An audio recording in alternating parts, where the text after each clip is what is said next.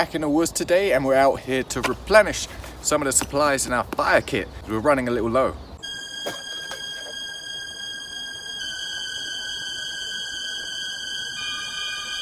So we're going to be making some cheap but effective fire starters that you can make using items found around your home.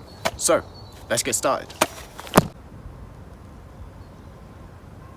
Starting with the quickest and simplest fire starter, cotton balls, Vaseline. Now, as mentioned in our previous fire kit video, cotton balls will take a spark on their own, but they will not be as effective. By applying a coat of Vaseline, we prolong the burn period. And because petroleum jelly is oil-based, it also makes this fire starter waterproof. Simply get a good coat of Vaseline on your cotton ball,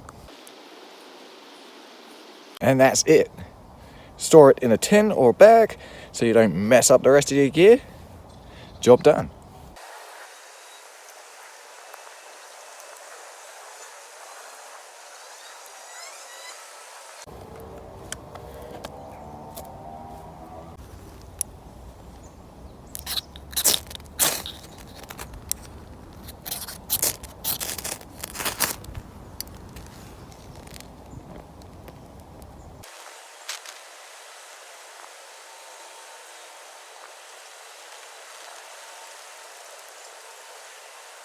So you get the picture.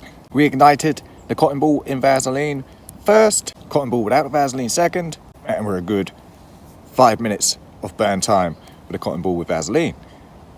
All good. Another extremely effective fire starter, another cotton-based and waterproof fire starter, but this time we're using wax. So what stands before you is all the gear you're going to need for this cotton pad fire starter. We have tweezers, cotton pads, grease-proof paper, an old tin, tea lights, heat, gas, stove. Of course, you don't have to do this outside. You can use an oven, a pot, and water. So first things first, we're going to fill our pot with water, and then we're going to get it on the heat.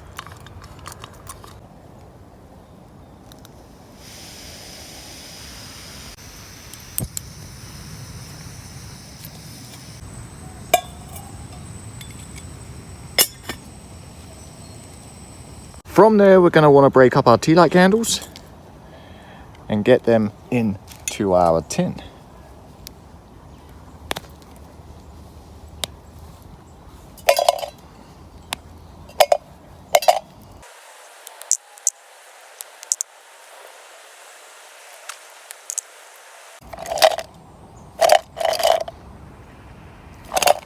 So next we got our water warming up nicely.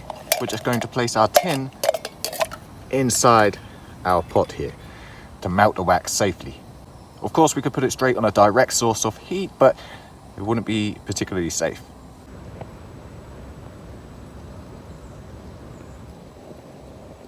So now that our wax is almost melted, we're going to go and lay out our grease-proof paper for a place to dry our cotton pads. So now we have our wax melted, we have our grease-proof paper laid out, we have our cotton pads, and we have our tweezers. All we're going to do, take our cotton pads, place them into our melted wax. Get a good application of wax on it. Once you've got that application, pull it out, place it on the grease-proof paper. And it's as simple as that, and these are probably my favorite fire starters simply because of the burn time.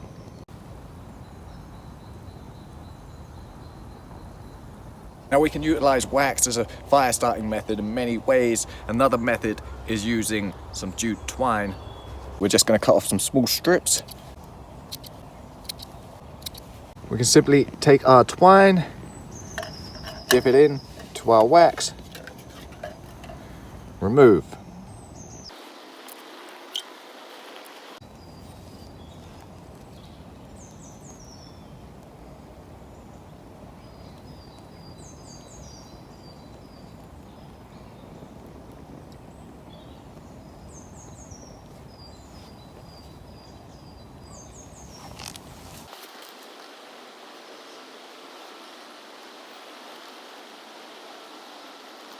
Remaining on the topic of wax, dry lint, egg carton. We simply take our dry lint and stuff it into the depressions of our egg carton. Got our melted wax, and we simply pour our melted wax over the dry lint.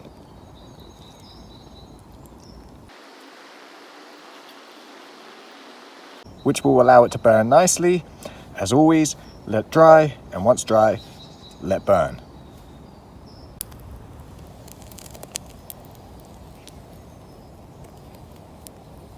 Glad to get this fire going in the nick of time.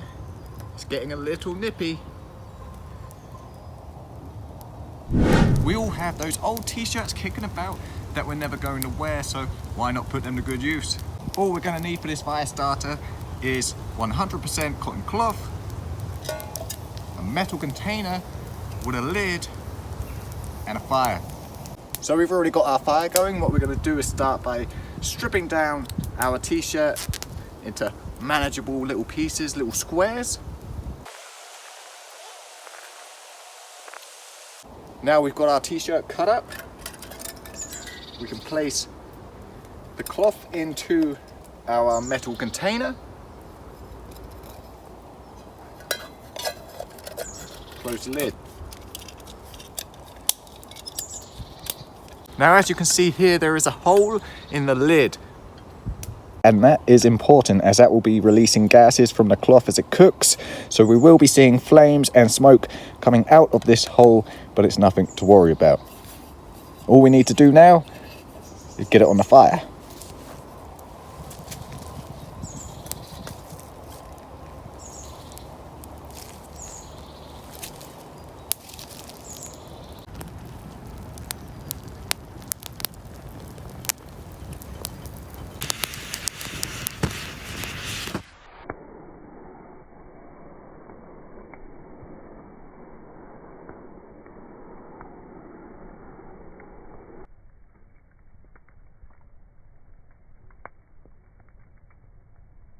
So once we no longer see any flames or smoke coming from the hole, our char cloth should be done. If you happen to find yourself taking the container off too early and your cloth isn't completely charred, it's no worries. All you have to do is throw it back in the fire.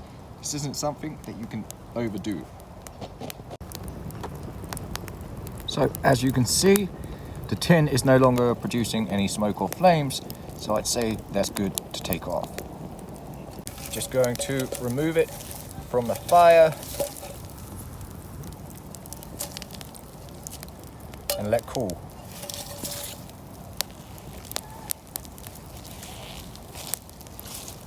Now our metal container has cooled. Let's see what the results are.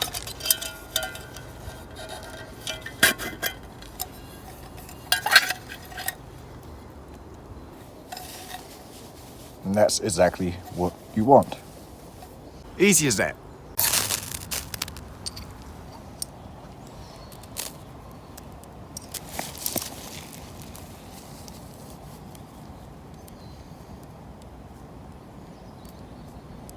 So there you have it. Quick, simple, easy, cheap, effective, and we've replenished our fire kit. And that's just a few simple DIY fire starters to get you going. You can get as creative as you want. Hand sanitizer, duct tape, bicycle inner tubes, alcohol, cooking oil, and so much more. Go and get creative, you little arsonist, you. I have to give an honourable mention to the crisps. If you can spare some, the greasier, the better.